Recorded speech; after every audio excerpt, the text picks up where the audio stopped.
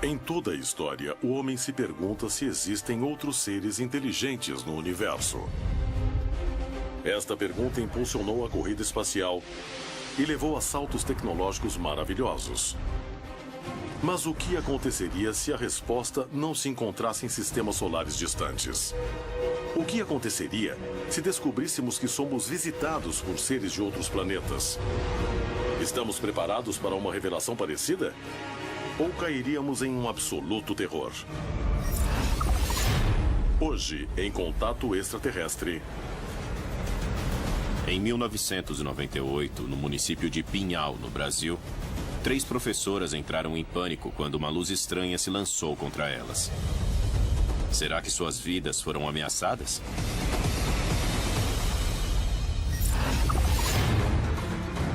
Em 1976, em Morelia, no México, um avião desapareceu e foi detectado horas mais tarde em Acapulco. O piloto falava coisas sem sentido e dizia levar uma mensagem extraterrestre. 2 investigadores se dispõem a chegar à verdade deste evento único. O que aconteceu em sua cabine? Em 2012, em Zarzal del Valle, na Colômbia, uma comunidade tranquila começou a viver com medo. Os moradores afirmam terem visto seres que não são deste planeta. O que houve por trás dessa onda de pânico que tomou a comunidade inteira?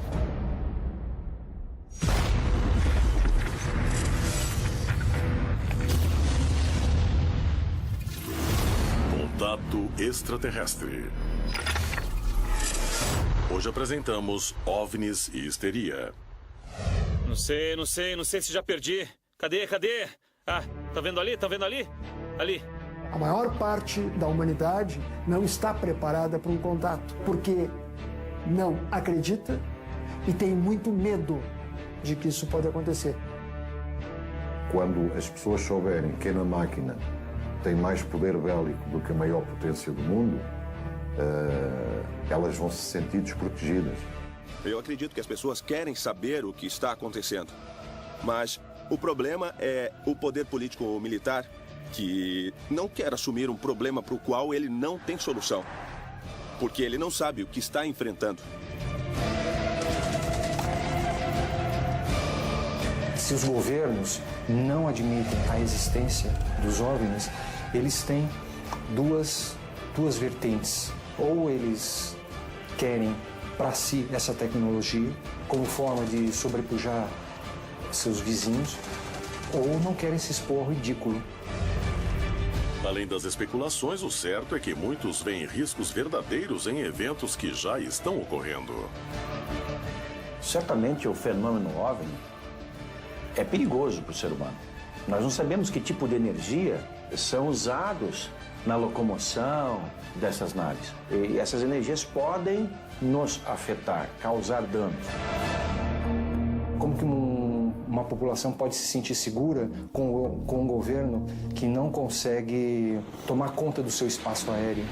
Como que uma população pode se sentir segura se as autoridades não conseguem impedir que os campos de plantação sejam tomados, sejam feitos desenhos nessas plantações, os animais sejam mutilados, as pessoas sejam abduzidas? Estes fenômenos não são controlados e estão totalmente fora da possibilidade de controle por qualquer meio.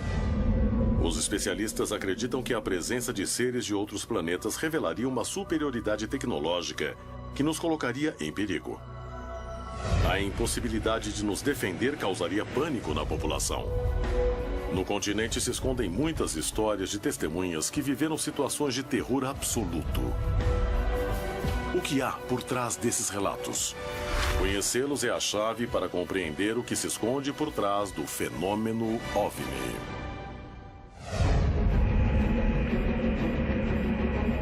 Em uma noite fria de 1998, no Rio Grande do Sul, 3 professoras da zona rural foram tomadas por um pânico cego quando uma luz estranha se lançou contra elas.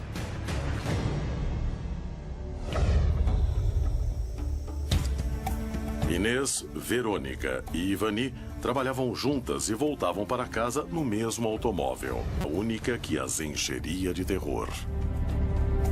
O fato que aconteceu conosco em 1998, mais ou menos no mês de julho, não lembro hoje bem a data, e foi um fato bem interessante. Nós éramos professoras numa escola e nós íamos trabalhar à noite, eu, a professora Verônica e a professora Ivani. E nós voltávamos do colégio sempre em torno de 22 horas. Toda noite a gente fazia um trajeto, que é uma estrada de 5 quilômetros que chega até Rodeio Bonito. E nesse dia eu estava dirigindo, né? Cada dia às vezes ia uma prof, às vezes ia outra. Nesse dia eu estava dirigindo, tinha um Chevette. As três avançavam pela estrada sem prestar muita atenção ao redor, já que era um caminho que faziam várias vezes por semana. Vinha normalmente conversando, né? Normalmente de alunos, né? De aula, né? Que era a nossa atividade. Após rodar alguns minutos, quando já se encontravam no meio do nada, o automóvel começou a falhar de repente.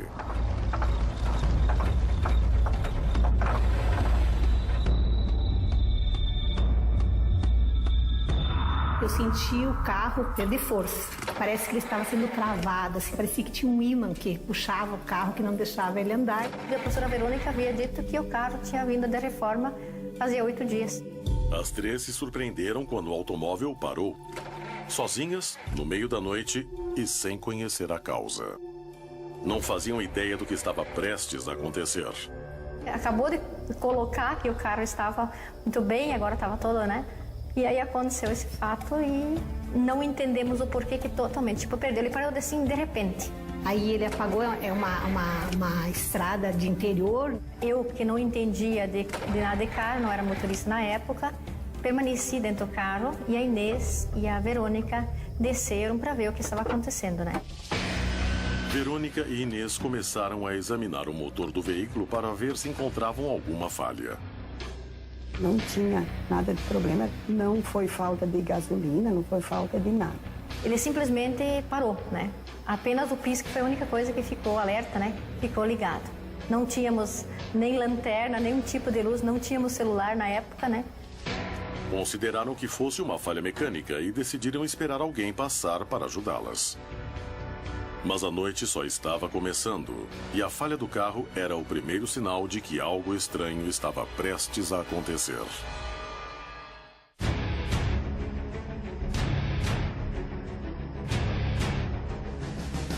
E aí eu comecei a observar o desenvolvimento do que estava acontecendo, né? E no lado esquerdo da estrada eu vi uma luz muito distante. Concentradas em suas tarefas, Verônica e Inês não prestavam muita atenção ao entorno e às mudanças que aconteciam ao redor. Algo que Verônica se lamentaria mais tarde. E nesse meio a gente estava fora do carro, né? Bem no interior, ali no meio da lavoura, né? E nós três, na verdade, já tinha visto essa luz, né? Essa bola, uma luz, né? Uma luz circular, parecido com um farol, vamos dizer, um farol. Eu só pensava o que poderia ser. No momento eu tinha pensado que fosse um carro distante, mas depois a gente chegou à conclusão que poderia ser alguma coisa que não era normal do local. Aí, os minutinhos, segundos após, essa luz ultrapassou o horizonte e ficou na altura do céu. E aí eu percebi que era algo estranho. Eu estava meia ansiosa também com o acontecido, que poderia estar acontecendo, aquela luz diferente. Era uma luz de amarelo para um laranja, assim, laranja claro, né? E a gente percebia que ela tinha luz porque era um fogo, né? Ele se mexia, né? E ela meio, flutuava. Aí daquilo eu percebi que ela começava a vagar. Ela subia, ela descia, né? Cada vez ficava mais estranha. Aí eu percebi que vinha em nossa direção. Elas estavam sozinhas no meio da estrada quando uma luz ameaçadora começou a se aproximar cada vez mais. Estavam prestes a viver a história mais impressionante de suas vidas.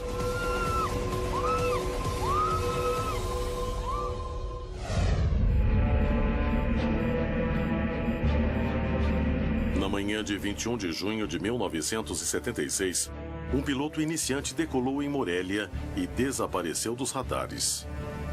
Quase 40 anos depois, 2 pesquisadores experientes vão em busca da verdade. Realmente aconteceu em uma das histórias mais fascinantes do México e do mundo. Quando todos achavam que o avião estava perdido, ele fez um pouso de emergência em Acapulco, utilizando rotas aéreas que não conhecia e nem sabia voar. Em comunicação com a torre de controle, passou uma mensagem dizendo que suas cordas vocais estavam sendo controladas por seres de outro planeta. A parte exterior da aeronave contribuiu com mais mistério a esse relato. Seria um caso em que a mente pregou uma peça no homem? Ou realmente teve um contato de 4º grau? Acho que temos que dar continuidade ao caso de Pacheco Pérez. Sim. Poderíamos fazer uma investigação para saber se o avião ainda existe. E a gravação está aqui. Vamos escutar. Ouvir. Eu entendi. O piloto não está falando por ele mesmo. Está transmitindo uma mensagem. Vocês estão fazendo isso à distância, através do piloto, correto? Isso mesmo. Ele apenas está falando porque recebeu ordens para isso. Esta é a voz dele. Ele está falando, mas não faz por vontade própria. Nós o estamos utilizando como se fosse um microfone. Seus equipamentos são muito primitivos. Esta é a única maneira de transmitir a mensagem. E não é possível identificar a raça? Nós somos fisicamente iguais a vocês. E volto a repetir que todas as raças do universo são fisicamente iguais, a não ser por algumas exceções, quando existem algumas mutações extraordinárias, mas isso é muito, muito raro. O controlador disse que também falaram em alemão e inglês para ver se o piloto não estava fazendo alguma brincadeira. Podíamos nos concentrar em buscar esses 3 primeiros dados. 1, ver se o avião existe. 2, os controladores. E 3, vamos entrevistar algum médico para que nos indique os possíveis problemas que um piloto poderia sofrer, não pelo excesso de altura. A famosa hipóxia. Exatamente, que podia ter delirado em algum momento. Vamos procurar o avião perdido. A gravação revelou que uma comunicação muito estranha foi feita entre o aviador e a torre de controle. E os relatos afirmam que utilizou idiomas que desconhecia. Se os investigadores conseguirem confirmar esses dados, poderão fazer um avanço enorme no caso. Mas para isso terão que encontrar o controlador aéreo que falou com o piloto, que até hoje nunca falou do caso publicamente. Guzmán e Salazar poderão alcançar este objetivo? Os pesquisadores vão até a Escola de Aviação Vitar, em Cuernavaca, onde buscam conseguir dados precisos sobre o voo. Estamos fazendo algumas pesquisas a respeito do caso de Rafael Pacheco Pérez. Eu vou mostrar o avião que está em condições perfeitas. Este é o Cessna. Um Cessna 150. Capitão Vitar, o senhor tem um avião histórico desse acontecimento, único no mundo. É isso mesmo, está em perfeitas condições. E o registro é o mesmo? Sim, o mesmo. Carlos Extra Bravo Sul Oscar Extra. É o avião que o piloto Rafael Pacheco Pérez conduzia naquela manhã. Capitão, do seu ponto de vista, o que acha que aconteceu? Na verdade, eu não posso garantir nada, mas eu sei que o tempo estava muito ruim para o avião chegar. E mesmo assim, chegou. E mais ainda porque era um aluno, não? Exatamente. Tinha poucas horas de voo. Ele tinha saído da cidade do México com pouca gasolina porque não ia voar tanto tempo.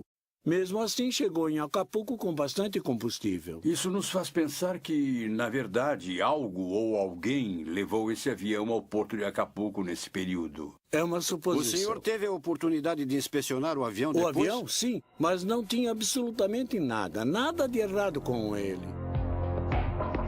A conversa com Vitar traz novas certezas. Era impossível a nave voar até Acapulco com o combustível que possuía. O tempo estava ruim nesse dia, o que aumentava as dificuldades para um piloto inexperiente. A aeronave não apresentou nenhuma falha técnica. Pacheco Pérez pode ter aterrissado o avião no meio da viagem para abastecer? Mesmo se fizesse isso, como fez para chegar em Acapulco? Salazar entrevista um médico psiquiatra especialista em aviação para determinar se pode ter sido um problema mental. E também Carlos de Crete, o controlador aéreo que falou com Rafael Pacheco Pérez, resolveu falar publicamente pela primeira vez. Os pesquisadores estão dispostos a chegar até as últimas consequências para descobrir a verdade sobre o caso Pacheco Pérez. No município de Pinhal, no Brasil, 3 professoras aguardam ajuda em uma estrada deserta quando uma luz começa a se aproximar de forma ameaçadora. Na região de Morelia, um avião desaparece e o piloto fica fora de si, dizendo coisas sem sentido. 2 pesquisadores se dispõem a chegar à verdade e tentam conseguir o testemunho exclusivo do controlador aéreo que falou com o piloto. Em Zarzal del Valle, na Colômbia, uma comunidade tranquila começa a viver com medo. Os moradores afirmam ver seres que não são deste planeta.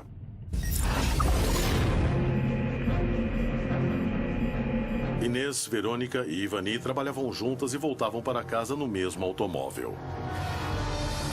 Nessa noite avançavam por uma estrada deserta quando o carro, revisado há pouco tempo, parou no meio do nada. Após alguns minutos esperando que alguém as ajudasse, as 3 começaram a ver uma luz potente e ameaçadora se aproximando.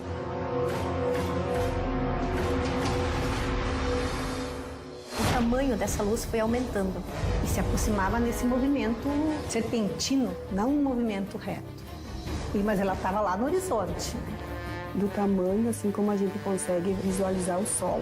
Só que os raios eram tão fortes que a gente não conseguia olhar fixo nessa bola. Por isso que isso também é uma coisa que chamou a atenção nossa, né? É uma luz muito intensa. A luz se aproximava cada vez mais. E enquanto isso, fazia movimentos estranhos. Deu a impressão que, como nós tínhamos esse alerta ligado, dava a impressão que ele vinha em nossa direção em função da luz, que era a única coisa que estava ligada naquele momento, né? Eu senti medo, porque era algo desconhecido que eu não tinha visto, era algo misterioso e eu não consegui definir. Daí, naquele momento, eu fiquei assustada, porque aquela luz, ela desceu até o riacho, ela formou um leque e naquele momento juntou-se de novo e veio na nossa direção em forma de uma bola de fogo.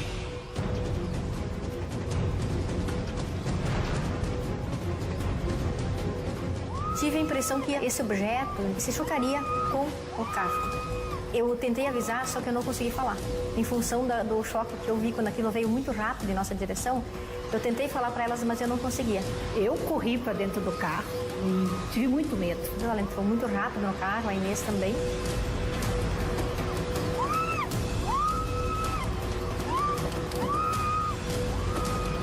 E a gente fechou todos os vidros, daí isso embaciou os vidros do carro, né?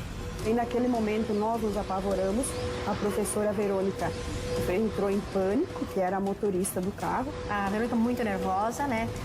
Não sabia o que fazer, até eu peguei na mão dela, segurei a mão dela, ela estava muito gelada, né? A luz se aproximava cada vez mais depressa delas.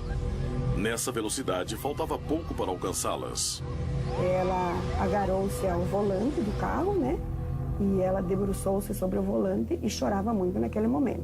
Eu relaxei para baixo do banco e não olhei mais, sabe? Não quis mais saber. Verônica resolveu ignorar o que acontecia fora do carro. Mas o estranho objeto se aproximava cada vez mais perigosamente delas. Essa luz chegou mais ou menos de 5 a 10 metros perto da cerca onde nós estávamos. Ela chegou a iluminar dentro, né? Mas como o carro estava muito embaçado, o vidro, né? A gente não conseguia visualizar dentro do carro, mas chegou a iluminar, sim. E naquele momento, eu só dizia para a professora Verônica, desliga os alertas do carro. Inês e Ivani acreditavam que o objeto se aproximava por causa do pisca-alerta do carro, que continuava aceso. E pediam para que Verônica reagisse para desligar antes que fosse tarde demais. Os gritos a fizeram reagir, mas só conseguiram ver algo ainda mais estranho. E aí, como foi desligado o alerta e ficamos totalmente no escuro, Aí aquela luz estacionou um pouco no ar, como se estivesse tomando uma decisão, sei lá, o rumo que tomaria. E aí ela seguiu paralelamente à cerca, nesse potreiro, né? E aí ela foi subindo e sumiu. Quando a luz se foi, nós três ficamos dentro do carro, não saímos mais do carro. Foi um período longo para nós, a gente sentiu assim um período de angústia, de medo, por estarmos sozinhas, né? Numa estrada praticamente deserta. Então a gente ficou bastante preocupadas, né? Com o que poderia acontecer.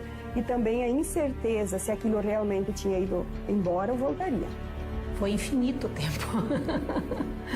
Foi, não vou saber precisar, mas foi assim, foi até vir o socorro. Depois que a luz desapareceu, a ajuda mecânica chegou. Elas ainda estavam alteradas por causa da experiência. Os mecânicos examinaram o automóvel e não encontraram nenhuma falha. De forma estranha, tudo tinha voltado ao normal. Não encontrou nada no carro, o carro funcionou normal daí, né? E daí o mecânico até nos acompanhou até aqui a cidade. Será que a falha do automóvel teve relação com a luz que apareceu no céu? Se não foi isso, por que depois que se afastou puderam seguir sem problemas? Eu penso que essa bola de fogo é algo muito estranho. Eu não vou pensar, porque, como eu te disse, a gente não chegou a ver nada, né, que fosse um disco voador, uma coisa assim, né? Apenas uma bola de fogo. Penso que era uma bola de fogo estranha. A experiência das 3 professoras é cheia de mistérios. Foram fatos sem relação? Ou algo mais aconteceu esta noite? Se foi um fenômeno natural, qual foi a relação com a falha do automóvel? Por que a luz sumiu quando desligaram o pisca-alerta? A existência de OVNIs é algo admitido pela ciência e muitos acreditam que os governos ocultam informações sobre a verdadeira origem desses fenômenos. Por que os relatórios oficiais não são divulgados? O homem está pronto para lidar com a hipótese de que os OVNIs tenham uma origem alienígena? A sociedade implora aos berros que desçam imediatamente, que se apresentem e nos digam de onde vêm e qual é a mensagem que nos trazem. Mas, por outro lado, também temos aquelas hipóteses que são tratadas dentro do âmbito da exopolítica, que é de que maneira vamos nos relacionar, os seres humanos, politicamente, com os extraterrestres. Acho que se os alienígenas se revelarem, nós não teremos apenas medo e pânico. Quando nos dermos conta de que não estamos sozinhos, todas as religiões elas seriam afetadas. As religiões não estão preparadas para aceitar que a raça humana não é a única inteligência no universo. Muitos especialistas acreditam que as religiões confundiram as divindades com seres de outro planeta. Eu acredito que não é nenhuma ameaça. Inclusive, há muitas pessoas na igreja, na história, e não só agora, que acreditam na existência de seres vivos em outros planetas. E que alguns até acreditam que tenham visitado a Terra. Mas isso não cria nenhum problema para a fé da Igreja Católica. Nós não lemos na Bíblia que existem milhões de civilizações por aí afora.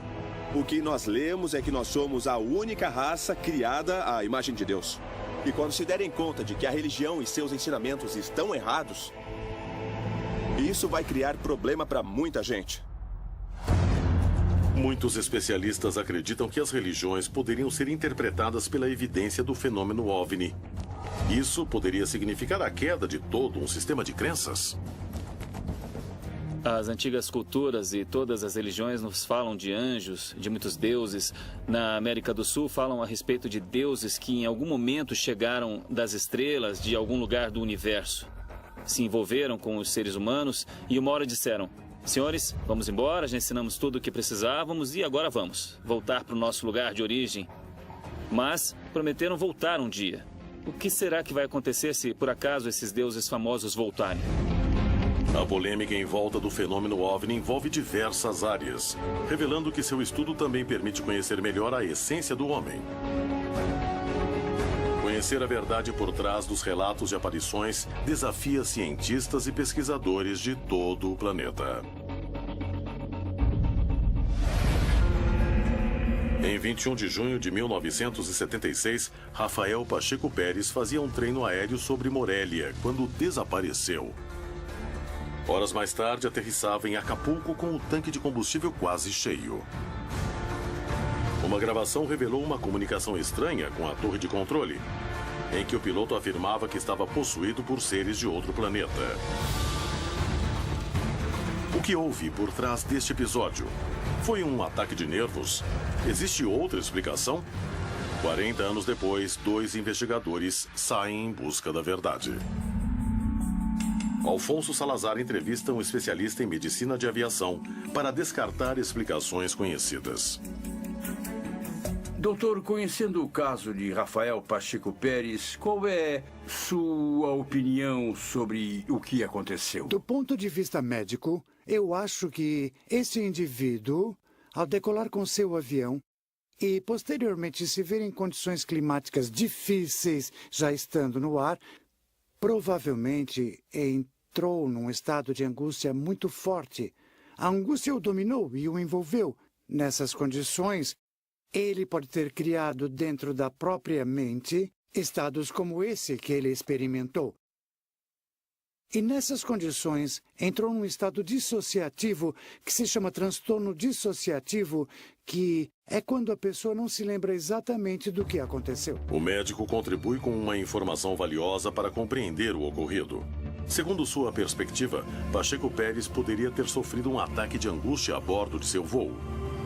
Mas como explicar o retorno do avião com mais combustível do que tinha ao decolar? E por que falaria em idiomas que teoricamente desconhecia? Carlos Decretti, o controlador aéreo que conversou com Rafael Pacheco Pérez, concordou em falar publicamente pela primeira vez.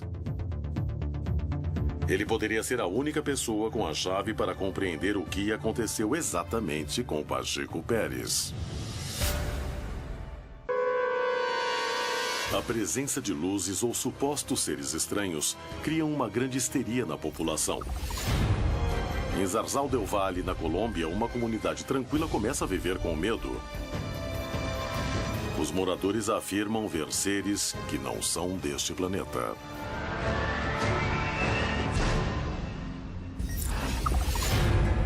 Carlos Guzmán e Alfonso Salazar investigam o caso do piloto Pacheco Pérez, que voava sobre Morelia e apareceu horas depois do outro lado das montanhas, em Acapulco. Já comprovaram que o piloto não tinha experiência para realizar o voo e que o avião não tinha combustível suficiente para completar o trajeto. Eles estão dispostos a chegar até as últimas consequências para descobrir a verdade sobre um dos casos mais surpreendentes do México. Carlos Guzmán chega a Metepec, onde o espera o controlador aéreo Carlos Decretti, que pela primeira vez falará sobre o que aconteceu neste dia. Ele pode ser a única pessoa com a chave para compreender o que aconteceu exatamente com Pacheco Pérez. Como foi que o senhor recebeu a chamada de socorro deste jovem? Eu estava em meu turno de trabalho normal na torre de controle de Acapulco. E entrou a chamada na frequência da torre de controle. Mandei prosseguir e dizer a posição. Ele disse: o piloto está voando em um estado hipnótico. Nós estamos utilizando suas cordas vocais para falar com vocês. Era uma voz completamente metálica, em uma linguagem normal, mas com um tipo de voz disfarçada, mas metálica. Ele me disse: somos extraterrestres. E eu respondi: como é que vocês conseguem falar na minha língua assim? Ele me disse: nós podemos falar no idioma deste mundo ou de qualquer mundo. Daí falei em alemão e ele me respondeu no inglês perfeito. Em pouco tempo já estavam comigo na torre o inspetor de aviação civil e o próprio comandante do aeroporto, assustadíssimos. E daí a comunicação foi cortada e se restabeleceu quase de imediato, já com a voz do piloto, que começou a gritar: sou o 82, sou o aluno 82 da Escola do México. E disse: estou vendo o meu relógio, são 11h30 da manhã. Eu decolei às 8h15 da cidade do México. Passaram-se 2 ou 3 horas e estou vendo que estou voando sobre o mar. Não sei onde estou nem como cheguei aqui. Me dê instruções para pousar. E pedi para me dizer a posição dele, porque não via, não sabia onde estava, não havia radar, e me disse: Olha, eu estou quase entrando em terra firme. O que vê? Já vejo a sua pista. E falei então: vou bloquear o aeroporto. Ninguém sai nem entra para que você possa fazer um pouso de emergência. O piloto finalmente aterrissou bem. E é claro que assim que pousou, muita gente foi até lá.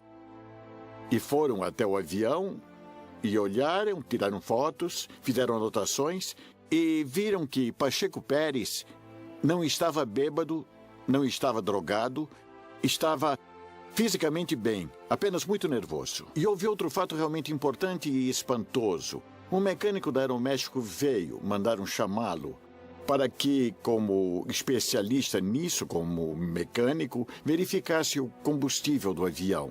E daí perceberam que o avião não tinha gastado o combustível. O avião voou umas 3 horas com um piloto que não sabia navegar, com um avião que, em teoria, não tinha autonomia para chegar em Acapulco, muito menos não tinha os instrumentos adequados. Sem radar, sem transponder. Nada disso. Mas o mais espantoso foi que não gastou combustível.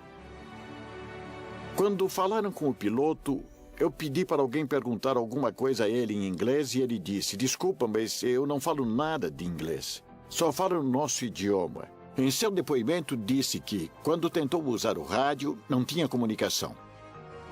Tentou virar para um lado e outro e o avião não foi para cima, para baixo e nem para os lados. Ele se assustou.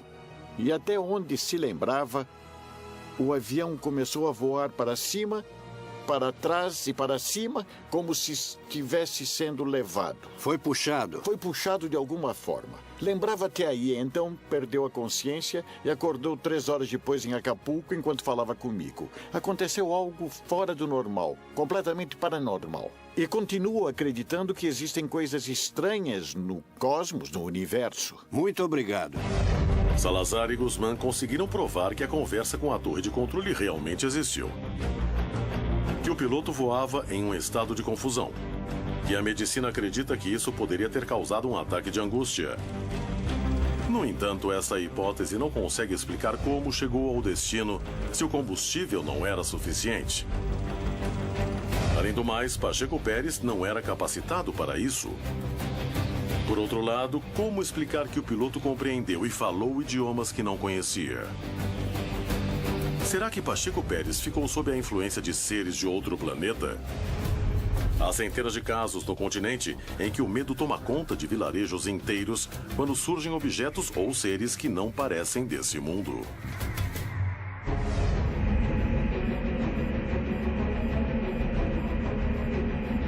Em dezembro de 2012, os moradores de Zarzal del Valle começaram a viver noites de terror. Segundo eles, se depararam com seres muito ágeis e que não eram desse planeta. Luiz e Rafael Perea são 2 irmãos que já tinham ouvido boatos sobre os seres estranhos que apareciam à noite. Mas nenhum deles achava que iria caçar a criatura. No dia 27 de dezembro, eu estava na minha casa, que fica bem perto daqui, quando meu irmão me falou: olha, eu estou ouvindo uns barulhos estranhos em casa. E daí eu falei para ele: eu vou dar uma passada aí à noite para ver o que é. Rafael resolveu investigar o que era esse barulho e se tinha alguma relação com os boatos que tinha escutado. Ingenuamente, ele foi até a casa pensando que se tratava de algum mal-entendido. Enquanto Rafael caminhava fora da casa, do lado de dentro, seu irmão Luiz seria o primeiro a encontrar algo incrível. Eu estava dentro de casa quando eu vi o cachorro latir. Então eu fui e abri a janela. Os latidos dos cachorros fizeram Rafael pensar que estava acontecendo alguma coisa. Ele decidiu entrar correndo na casa para ver se eles não estavam em perigo. Os cachorros latiram e eu entrei. Subi e vi uma figura de preto, alta, com músculos, pernas grandes.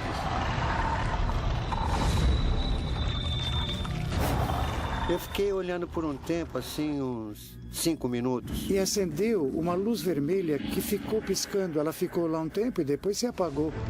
Rafael via a cena sem acreditar. Seu irmão Luiz parecia em transe. Ele não mediu as consequências e tentou chamar a atenção da criatura estranha. Quando o bicho viu o Rafael, ele saiu correndo e o Rafael foi atrás dele. Acho que nunca vamos saber. Rafael começou a perseguir o ser o mais rápido que podia. Mas seus esforços não adiantavam. A criatura se movia de maneira ágil e veloz, o que causou mais surpresa e a suspeita de que enfrentava algo que não parecia deste planeta. Quando eu pensei que estava perto, o bicho fez e saiu em alta velocidade. Eu o perdi. Fiquei pensando no que era aquilo, mas não era um ser desse planeta. Parecia até o vento. Não sei se flutuava ou... não sei. A criatura correu tão depressa que desapareceu de sua vista. Ou foi isso que acreditou. Então eu fiquei intrigado. Daí eu voltei para casa e sentei no quintal. E os cachorros do vizinho... Será que estava lá?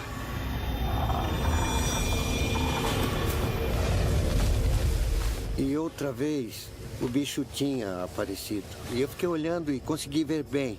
Rafael olhava a criatura com espanto e percebia que o que acontecia não era normal. Em 54 anos, sempre andando por aqui à noite, nunca tinha visto nada como aquilo. O que era aquilo? E senti uma coisa ruim, porque ele se armou, fazia um barulho, ficava assim como se quisesse brigar. Rafael não ficou assustado. Estava disposto a arriscar tudo, inclusive a vida, para descobrir o que era este ser e o que se escondia por trás de sua estranha figura. Eu fiquei, ele foi se afastando e entrou no meio do pomar de goiaba. Eu não fui atrás porque senti medo, porque estava muito escuro, não dava para ver e mas ele foi embora por cima da colina. Rafael não entendeu o que tinha se aproximado deles. Quando pensou que a calma havia voltado ao vilarejo, os seres estranhos voltaram. E tempos depois, os irmãos Ramiro e Nelly Varela também entrariam para a lista de testemunhas que tinham visto o mesmo. Passou um homem forte de aproximadamente 1,80, 1,90 de altura. Ramiro Varela viu passar uma figura estranha, que chamou sua atenção. Totalmente preto. Era o corpo todo, não sabia se era a pele, mas era totalmente preto, um preto brilhante. Isso chamou minha atenção e eu fui atrás dele. E eu não alcancei. Daí eu voltei ao engenho de cana e estávamos trabalhando.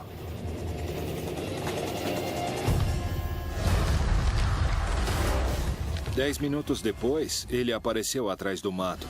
Nunca tínhamos visto um caso assim. Nem uma criatura como essa, tão estranha. Nem Nelly, nem Ramiro faziam ideia do que estavam prestes a testemunhar.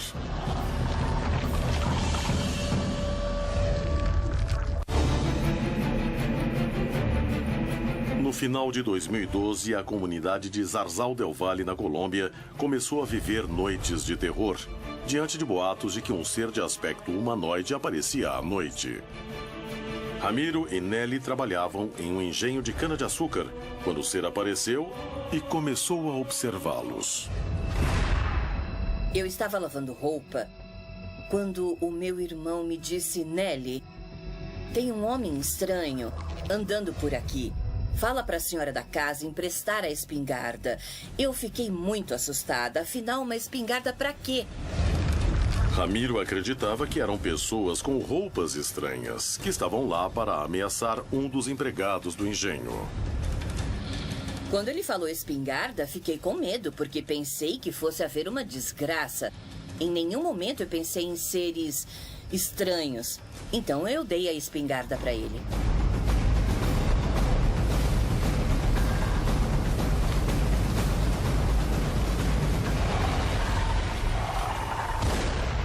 Eu dei um tiro. E na mesma hora ele Ele saiu correndo, mas eu não mirei para acertar. Foi só para assustar, para ver a reação que ele ia ter. Mas a única coisa que o bicho fez foi... como se quisesse me pegar. O ser continuou correndo pelo lugar, se projetando muitos metros a cada salto. E quando me dei conta de que aquilo que acontecia era uma coisa fora do normal, claro que eu senti medo também. O ser se aproximava cada vez mais e todos que estavam presentes notavam que o que viam não parecia uma criatura deste planeta, o que aumentava o temor. Na hora de correr, de saltar, fazia com uma agilidade impressionante. Não ouvia o barulho quando caía, mas sentia a vibração como se movesse a terra. Ele começou a correr pela estrada, mas com uma velocidade muito grande. E todos sentimos um temor, um medo mesmo. E nessa época, nos trancávamos 6:30 da tarde. Não queríamos mais sair e o que precisava ser feito era feito bem depressa, porque tínhamos medo de sair de casa. Finalmente saiu de lá tão rapidamente como havia chegado. No entanto, os moradores de Zarzal del Valle ainda têm dúvidas. O que viram? Era mesmo um ser de outro planeta? Não foi um erro de interpretação?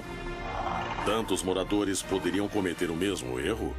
Você muda o jeito de pensar, fica com aquilo na cabeça e você pensa... O que será? Será que é desse planeta? O que chama muito a atenção é por que aqui, o que tem nesse lugar de especial. São seres de outro mundo, de outro planeta. Os acontecimentos de Zarzal del Valle mostram que o desejo por conhecer o que se esconde por trás dos incidentes com OVNIs permanece intacto. Mas estamos prontos para conhecer a verdade? O que aconteceria se descobríssemos que por trás deles se esconde a presença de seres de outros planetas? Entraríamos em pânico e histeria? As histórias sobre o fenômeno OVNI talvez sejam os relatos mais fascinantes da era moderna. Conhecer a origem deste mistério poderia revelar se o homem divide o universo com outras criaturas inteligentes. No entanto, os especialistas acreditam que esta incógnita já possui resposta, só que ainda não foi revelada. O que há por trás dessas suspeitas? O que poderia motivar um silêncio como esse? Nós, ufólogos, sabemos que esse fenômeno ele não é maléfico. Não chega ao ponto de ser maléfico, ao ponto de ameaçar a população ou criar algum tipo de confusão social. Nós não acreditamos nisso. Fico mais preocupado com o que nós faríamos e não com o que eles fariam. A partir do momento que a população toma informação do que é o fenômeno, ela passa a entendê-lo e dessa forma ela passa a temer menos do que supõem os militares. E o que os governos demonstram ao encobrir o fenômeno OVNI é que, acima de qualquer coisa, eles têm medo. E não apenas do fenômeno. Se possuem interesse em nós como espécie e em nosso planeta por causa da água e dos recursos, por que viriam nos destruir? Isso é completamente oposto ao que poderíamos esperar de uma entidade inteligente e com meios. Não faria sentido virem nos destruir. Existe o medo da perda do controle, das carreiras políticas, do jogo financeiro, a perda de, essencialmente, ditar o que nós acreditamos ou não. As testemunhas de histórias que não possuem explicação se repetem pelo planeta todo. A ciência tem interesse em revelar os mistérios do universo. Sem dúvida, o céu continuará despertando a curiosidade da humanidade até que alguém possa responder se estamos ou não sozinhos no universo. Dessa onda de pânico que tomou a comunidade inteira.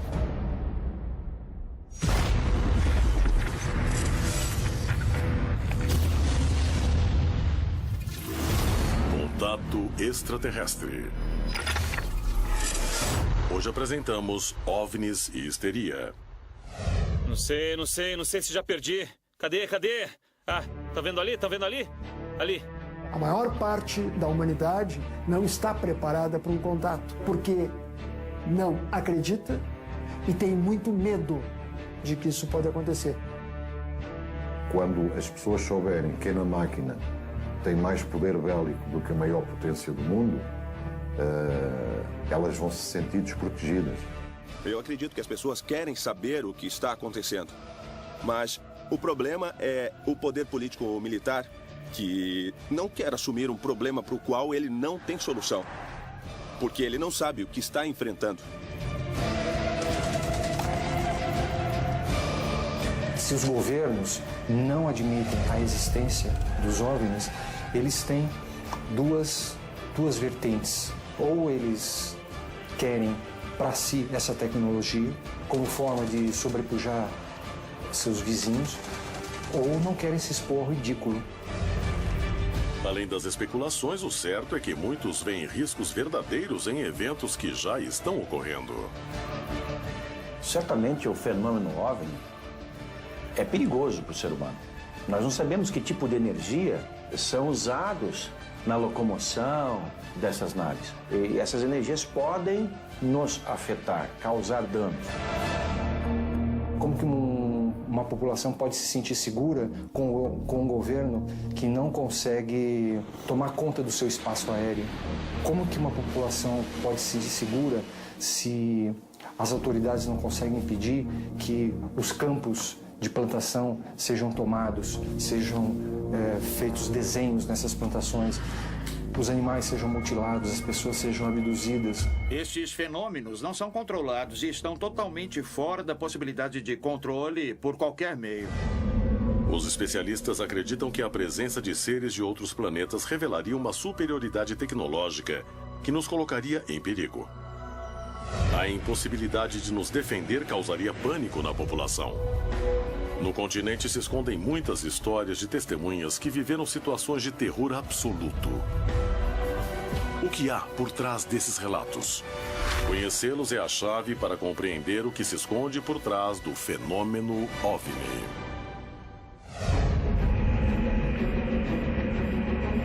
Em uma noite fria de 1998, no Rio Grande do Sul, 3 professoras da zona rural foram tomadas por um pânico cego quando uma luz estranha se lançou contra elas.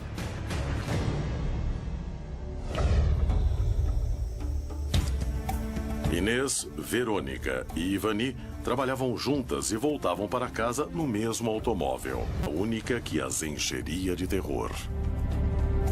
O fato aconteceu conosco em 1998, mais ou menos no mês de julho, eu não lembro hoje bem a data, e foi um fato bem interessante. Nós éramos professoras numa escola e nós íamos trabalhar à noite, eu, a professora Verônica e a professora Ivani. E nós voltávamos do colégio sempre em torno de 22 horas. Toda noite a gente fazia um trajeto, que é uma estrada de 5 quilômetros que chega até Rodeio Bonito. E nesse dia eu estava dirigindo, né? Cada dia às vezes ia uma prof, às vezes ia outra. Nesse dia eu estava dirigindo, tinha um Chevette. As 3 avançavam pela estrada sem prestar muita atenção ao redor, já que era um caminho que faziam várias vezes por semana. Vinha normalmente conversando, né? Normalmente de alunos, né? De aula, né? Que era a nossa atividade. Após rodar alguns minutos, quando já se encontravam no meio do nada, o automóvel começou a falhar de repente.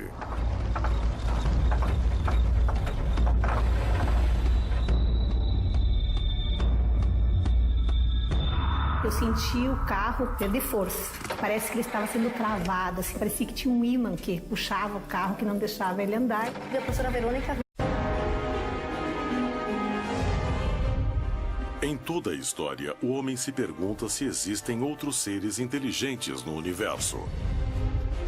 Esta pergunta impulsionou a corrida espacial e levou a saltos tecnológicos maravilhosos. Mas o que aconteceria se a resposta não se encontrasse em sistemas solares distantes? O que aconteceria se descobríssemos que somos visitados por seres de outros planetas? Estamos preparados para uma revelação parecida?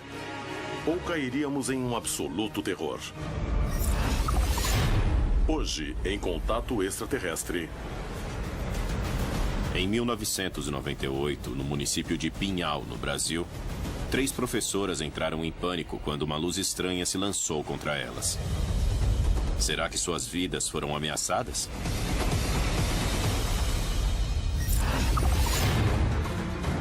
Em 1976, em Morelia, no México, um avião desapareceu e foi detectado horas mais tarde em Acapulco. O piloto falava coisas sem sentido e dizia levar uma mensagem extraterrestre. 2 investigadores se dispõem a chegar à verdade deste evento único. O que aconteceu em sua cabine? Em 2012, em Zarzal del Valle, na Colômbia, uma comunidade tranquila começou a viver com medo. Os moradores afirmam terem visto seres que não são deste planeta. O que houve por trás? Eu dito que o carro tinha vindo de reforma fazia 8 dias. As 3 se surpreenderam quando o automóvel parou. Sozinhas, no meio da noite e sem conhecer a causa. Não faziam ideia do que estava prestes a acontecer. Acabou de colocar que o carro estava muito bem, agora estava todo, né? E aí aconteceu esse fato e não entendemos o porquê que totalmente, perdeu. Ele parou assim de repente. Aí ele apagou, é uma estrada de interior. Eu, que não entendia de nada de carro, não era motorista na época, permaneci dentro do carro e a Inês e a Verônica desceram para ver o que estava acontecendo, né? Verônica e Inês começaram a examinar o motor do veículo para ver se encontravam alguma falha. Não tinha nada de problema, não foi falta de gasolina, não foi falta de nada. Ele simplesmente parou, né? Apenas o pisco foi a única coisa que ficou alerta, né? Ficou ligado. Não tínhamos nem lanterna, nenhum tipo de luz, não tínhamos celular na época, né? Consideraram que fosse uma falha mecânica e decidiram esperar alguém passar para ajudá-las.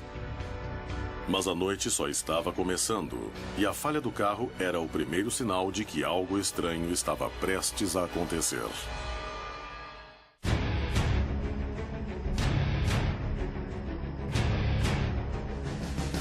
E aí eu comecei a observar o desenvolvimento do que estava acontecendo, né? E no lado esquerdo, da nossa